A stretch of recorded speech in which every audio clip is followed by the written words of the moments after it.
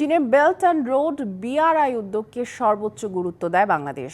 দেশটির গণমাধ্যম সিজিটিএনকে দেয়া সাক্ষাৎকারে কথা বলেছেন প্রধান উপদেষ্টা ডক্টর মোহাম্মদ ইউনূস। তিনি জানান, বাংলাদেশে চীনের সাংস্কৃতিক কেন্দ্র স্থাপনের জন্য প্রস্তাব দেওয়া হয়েছে। এর মাধ্যমে দুই দেশের সংস্কৃতি বিনিময় সম্ভব হবে।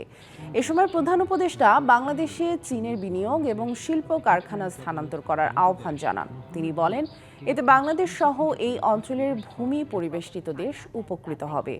স্বল্পোন্নত দেশ থেকে উন্নয়নশীল দেশে উত্তরণের পথে আছে বাংলাদেশ। দেশকে এগিয়ে নিতে সবার সহযোগিতা চান প্রধান উপদেষ্টা।